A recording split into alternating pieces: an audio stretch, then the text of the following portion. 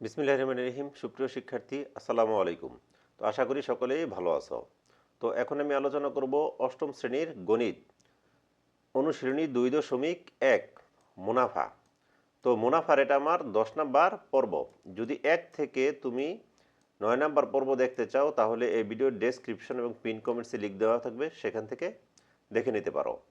তো এই পর্বে আলোচনা করা হবে 9 এবং 10 নাম্বার অঙ্ক। এই দুইটা অঙ্ক আমরা কি করব, সমাধান করব। তো চলো শুরু করা যাক।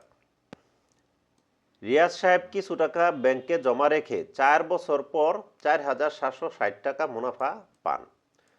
তো এই অংশে কি বলা আছে যে রিয়াজ সাহেব কিছু টাকা ব্যাংকে জমা রেখে 4 বছর পর 4,760 টাকা মুনাফা পান। তো এখানে সময়টা হলো 4 বছর। আমরা খুব বেশি চিন্তা করব না, যা পাবো সব লিখে ফেলবো। দেওয়া আছে কি, সমাধান অংশে লিখবো আমরা, দেওয়া আছে সময় n = 4 বছর। আমরা জানি সময়কে n দ্বারা প্রকাশ করা হয়। এরপর কি, এই যে 4,760 টাকা, এটা কিন্তু মুনাফা। মুনাফাকে কি দ্বারা প্রকাশ করা হয়? আয় দ্বারা। তাহলে আয় = কত? 4,760 টাকা আমরা লিখলাম। পরে বাকি অংশ, ব্যাংকের বার্ষিক মুনাফার হার 8.50 টাকা হলে, তাহলে এখানে আমরা কি পাইলাম? মুনাফার হার। তো মুনাফার হার কি? আর ইকুয়াল টু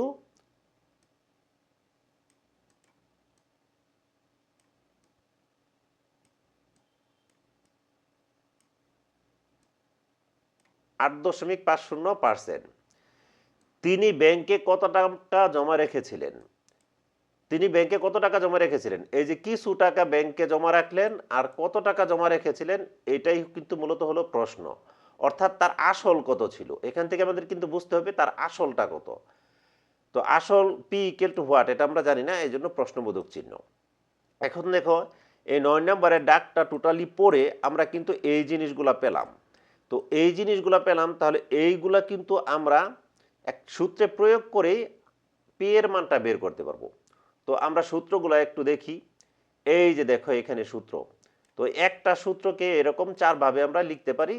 তাহলে এখানে আমাদের কি চাইছে? পি এর মান। তাহলে পি এর মান যেহেতু চাইছে, তাহলে I/N/R আমরা লিখব।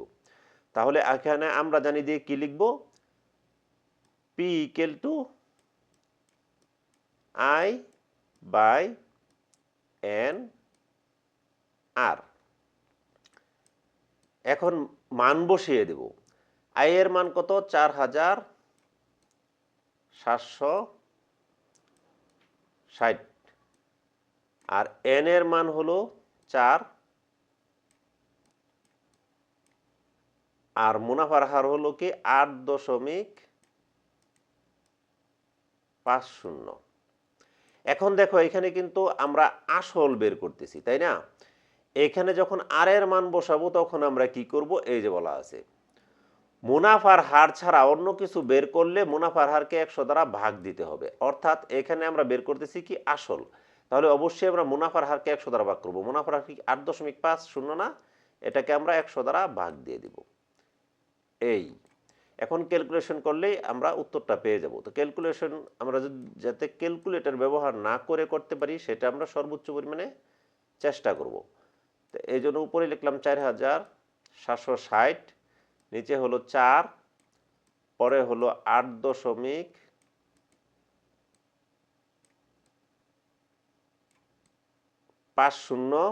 এই যে এটা কিন্তু একটা ভগ্নাংশ, তাই না? তো এই জন্য এই 100 উপরে কি করব? আমরা গুণাকারে লিখে দেব। উল্টে গুণ করা যায়, আমরা উপরে গুণাকারে লিখে দেব। আশা করি যেহেতু তোমরা অষ্টম শ্রেণীতে পড়ো, এই অংশটুকু বুঝতে পারছো। এখনই আমরা এখানে কোনো কাটাছেঁড়া করব না, আবার লিখে নেই। এ পর্যন্ত আমরা সেম টু সেম লিখলাম। এখন এখানে 8.50 না লিখে আমরা লিখব 850। তাহলে এখান থেকে আমরা কি উঠিয়ে দিলাম? দশমিক বিন্দু। দশমিক বিন্দু ওঠানোর নিয়ম কি? যদি হর থেকে দশমিক বিন্দু উঠাই, তাহলে লবে গুণ দিয়ে একটা 1 লিখব। তারপর দশমিক বিন্দুর পরে কয় ঘর আছে? 2 ঘর। তাহলে এই 1-এর ডান পাশে 2টা শূন্য দিয়ে দেব। এই দশমিক বিন্দু আমাদের উঠে গেল। কেন আমি উঠাইলাম? দেখো, এটা ক্যালকুলেটর ব্যবহার না করেই আমরা করতে পারবো। এই 4 দ্বারা যদি এই 4,760কে আমরা কাটি, তাহলে কত হয়? 4 একে 4, 7-এর মধ্যে 1 যায়, 4 একবার যায়, তাহলে 4 একে 4, হাতে থাকে 3, 3 আর এই 9 কত হয়? 4 নং 36, সাথে থাকে কি এই 0। এখন দেখো এই 0 আর এই 0 আমরা কেটে দিলাম। কেটে দেওয়ার পর এই 85 দ্বারা যদি 85কে যদি 5 দ্বারা কাটি তাহলে হয় 5 সূত্রং 85, আর এখানে হয় 5 বিশে 100। এখন এই 17 যারা যদি আমরা এটাকে কাটি তাহলে 7 বার যায়, 7 বার দিলে 119 হয়। 17 119-এর মধ্যে যায় 7 বার। এখন 7 দ্বারা যদি এই 20 রে গুণ করি কত হয়? 140, লিখে ফেললাম 140। এরপরে দেখো এই 100-র এদিকে দুইটা শূন্য আছে, এই দুইটা শূন্য এখানে বসিয়ে দিলেই হয়ে গেল। তাহলে আমাদের উত্তর হলো কত? 14,000। এই 14,000 টাকাই কিন্তু ছিল আসল। তো আশা করি বুঝতে পারছো। এখন এর পরবর্তী অঙ্ক আমরা কি 10 নাম্বারটা সমাধান করব। তো 10 নাম্বারে বলা আছে কি, শতকরা বার্ষিক যে হারে কোনো মূলধন 6 বছরে মুনাফা মূলধনে দ্বিগুণ হয়। তো এই ধরনের একটা অঙ্ক কিন্তু সেম টু সেম অঙ্ক কিন্তু আমরা করছিলাম। এই ধরনের সেম টু সেম অঙ্ক কিন্তু আমাদের এই যে 7 নাম্বার অঙ্ক। 10-এর প্রথম অংশ কিন্তু এরকম, যে 7 নাম্বার পারো সে 10-এর প্রথম অংশ পারবা। এই যে 10-এর প্রথম অংশ এরকম। তো এই অংশটুকু আমরা কমার আগে আমি কিন্তু আগেই বলছি, যখন আমরা 8 নাম্বার অঙ্কটা করছি, 8 নাম্বার অঙ্কের মতোই 10 নাম্বার অঙ্ক যখন করছি বলছি যে এই কমা পর্যন্ত অঙ্কের একটা পার্ট আর এই বাকি অংশ অঙ্কের আরেকটা পার্ট। তাহলে আমরা একটা পার্ট আগে সমাধান করব, তারপর আমরা দ্বিতীয় অংশে প্রবেশ করব। তো প্রথম অংশে কি বলা আছে আমরা দেখি, শতকরা বার্ষিক যে হারে কোনো মূলধন 6 বছরে মুনাফা মূলধনে দ্বিগুণ হয়। এখানে কোনো মূলধন কিন্তু আমাদের কোন মূলধন সেটা কিন্তু আমাদের বলা নাই। তাহলে আমাদের মূলধন বা আসলটাকে ধরতে হবে। আসল পি সমান আমরা ধরে নেব কি x টাকা। মুনাফা আসল কি হয়? এখানে বলছে দ্বিগুণ হয়। যদি আমরা আসল মানে মূলধন সমান যদি পি সমান যদি আমরা x টাকা ধরি, তাহলে মুনাফা আসল এ সমান হবে কি দ্বিগুণ হয়ে যাবে না? অর্থাৎ 2x টাকা হবে। তাহলে আমরা এখানে লিখব কি a ইকুয়াল টু 2x। এখন a ইকুয়াল টু 2x যদি হয় তাহলে মুনাফা কত হবে? a থেকে p বিয়োগ করলেই তো আমরা মুনাফাটা পাই, তাই না? তাহলে a হলো কি আমাদের 2x, p হলো x। তাহলে এই 2x থেকে x বাদ গেলে থাকে কি x। এই x টাকা হলো মুনাফা। এখন এখানে বলছে কি মূলধন 6 বছরে, সময়টা কি বলছে 6 বছর।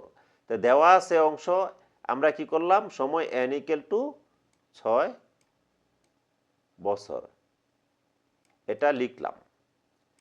লেখার পর আমাদের বলছে কি যে হারে অর্থাৎ এখানে মুনাফার হারটা বের করতে হবে। তাহলে মুনাফার হার আর ইকুয়াল টু হোয়াট। এখন আমরা আর এর মান বের করব, তাই না? আমাদের জানা আছে কি এই যে মুনাফা আই এর মান জানা আছে, পি এর মান জানা আছে, এন এর মান জানা আছে। তাহলে মুনাফার হার বের করা তো আমাদের জন্য কোনো সমস্যা না। মুনাফার হার r equal to I by P N. এই যে এখানে সূত্রটা কিন্তু আছে, দেখো আর ইকুয়াল টু কি আই বাই পি এন। কিন্তু এখানে দেখো যখন আমরা মুনাফার হার বের করব তখন আমাদের কি কাজ করতে হবে? মুনাফার হার বের করলে মুনাফার হারকে 100 দ্বারা গুণ দিতে হবে। তাহলে আমরা কি করব, এখানে মুনাফার হারকে 100 দ্বারা গুণ দিব। তাহলে কি আমরা এই জায়গায় গুণ দিব না, এই মানটা ক্যালকুলেশন করলেই কিন্তু আমরা মুনাফার হারটা পাবো। এই জন্য এই 100 দিব এই জায়গাতে গুণ। এখন মান বসিয়ে দিলেই হয়ে যাবে। কিন্তু দেখো আমাদের আই এর মান আছে কি এক্স, তাহলে উপরে বসলো এক্স, পি এর মান কি আছে এক্স ধরে নিয়েছিলাম কিন্তু আমরা। তাহলে পি এর মান বসালাম এক্স, এন এর মান কি 6, তাহলে নিচে বসলো গুণ দিয়ে এন এর মান 6, উপরে গুণাকারে আছে কত 100। এখন এই এক্স এক্স কাটা যায়, 6কে যদি 2 দ্বারা কাটি হয় 3, আর এটাকে 2 দ্বারা কাটলে হয় 50। তাহলে এইখানে আমরা মুনাফার হার পাইলাম কত 50, নিচে হলো 3 এত পার্সেন্ট। আমাদের প্রথম অংশ কিন্তু শেষ। তো আশা করি প্রথম অংশ বুঝতে পারছো। এখন আমরা দ্বিতীয় অংশে দেখি অঙ্কে কি বলা আছে। সেই হারে কত, সেই হার বলতে কি এই যে এইখানে যে মুনাফার হারটা পাইছি, তাহলে এখানে আমরা মুনাফার হারটা লিখে দেব আর ইকুয়াল টু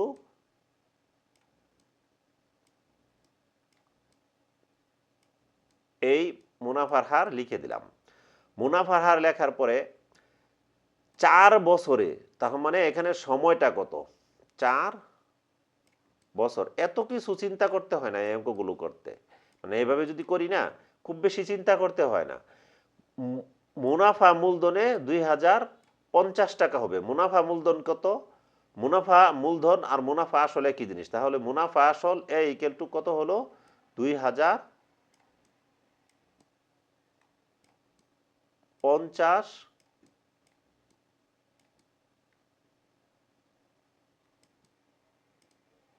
টাকা। মুনাফা মূলধনে 50 টাকা। কোন এখানে আমাদের কি বলা আছে, মূলধনে 50 টাকা, সেই হারে কত টাকা, এই যে কত টাকা এই জায়গাটুকু হলো কিন্তু আমাদের আসল। তাহলে এই কত টাকাটাই কিন্তু আমাদের প্রশ্ন করা আছে, তাই না? তাহলে আমাদের আসলটা এই অঙ্কে বের করতে হবে। তো দেখো আমরা যদি এই মানগুলো বসাইতে পারি তাহলে কিন্তু অঙ্ক সূত্র বসাই দিলেই হয়ে গেল। সূত্র কিন্তু আমাদের জানাই আছে। এখন এখানে কিন্তু আমাদের পি এর মান বের করতে হবে। তাহলে এখানে আমাদের পি ইকুয়াল টু মানটা বের করতে হবে। আমরা সূত্রগুলা যখন লিখছি তখন দেখব যে পি সমান এ আর এন এ, এই তিনটা জিনিস দ্বারা আমরা কোনো সূত্র জানি কি না, এই তিনটা জিনিস দ্বারা আমাদের কোনো সূত্র জানা আছে কি না, যাতে এর মান বেরোবো। দেখো আমরা এ ইকুয়াল টু কিন্তু পি আই জানি, অর্থাৎ মূলধন আর মুনাফা। এখন এখানে আই ইকুয়াল টু কিন্তু পি এন আর, এটাও আমরা জানি। এখান থেকে কিন্তু পি কমন নিছি, তাহলে এ সমান কিন্তু আমরা এই অংশটা বসাতে পারি। এই অংশটা বসালেই কিন্তু আমাদের হয়ে যাবে। দেখো এটাকে যদি আমরা লেফট সাইডে চিন্তা করি আর এটাকে যদি রাইট সাইডে চিন্তা করি, তাহলে পিটা এই দিকে রাখার পর এই জিনিসটাকে এই দিকে নিলে কি হবে, ভাগ হবে। নিচে যায় কি 1 প্লাস আর এন, এইভাবে কিন্তু ভাগ হবে, তাই না? তাহলে পি ইকুয়াল টু লিখতে পারি কি এ বাই 1 প্লাস এন আর, এইভাবে লিখতে পারি। তাহলে পি ইকুয়াল টু এই সূত্রটা আমরা সরাসরি বসিয়ে দেব।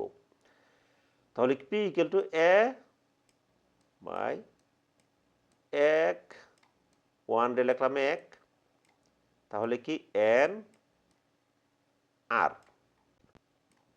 এখন আমরা এর মান বসাবো, এর মান কি 2050, নিচে 1 যোগ এন এর মান কত, এই 4 বছর, তাহলে বসালাম কত 4, আর এর মান কত, এই যে 50 উপরে নিচে হলো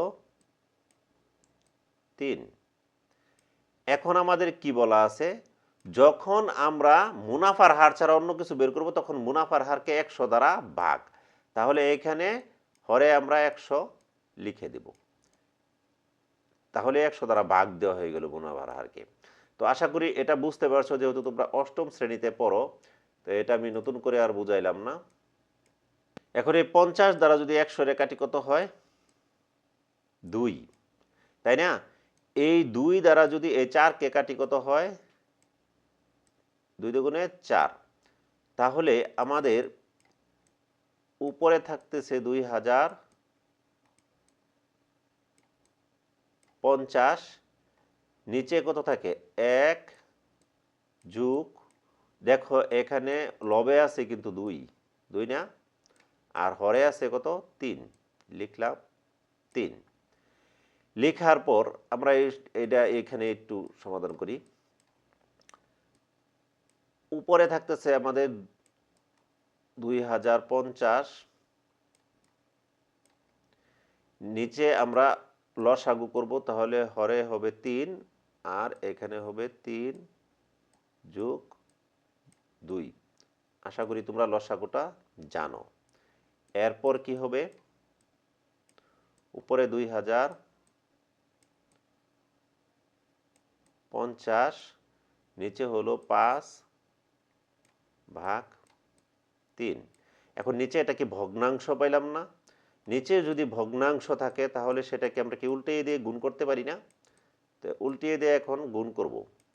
তো উল্টিয়ে দিলে কি হবে, এটা উঠে যাবে উপরে, মানে এই এর জায়গায়। তাহলে এখানে গুণ দিয়ে লিখতে হবে কত, 3, আর নিচে থাকবে 5 হর হিসাবে। 5 দ্বারা যদি 2050কে কাটি তাহলে 4 5 20, তারপর হলো 5 একে 5, এই শূন্যর জন্য এখানে একটা শূন্য। এখন আমরা যদি গুণ দেই তাহলে কি হবে, 3 শূন্যে 0, 3 একে 3, 3 4 12। এই 1230 টাকাই কি আসল। তো এটাই হলো উত্তর। তা আশা করি বুঝতে পারছো। এখানে টাকা লিখে দিতে হবে। তো ভিডিওটি দেখার জন্য ধন্যবাদ। যদি ভিডিওটি ভালো লেগে থাকে অবশ্যই চ্যানেলটি সাবস্ক্রাইব করে রাখবে। তোমাদের কাছে এই জায়গাগুলা ক্যালকুলেশন হয়তো বা একটু জটিল মনে হতে পারে। প্রাথমিকভাবে এই ক্যালকুলেশনগুলো জটিল মনে হলেও পরে সহজ। এগুলো ক্যালকুলেশন করা হয়েছে যাতে তোমরা ক্যালকুলেটর ব্যবহার ছাড়া এই অঙ্কগুলো করতে পারো।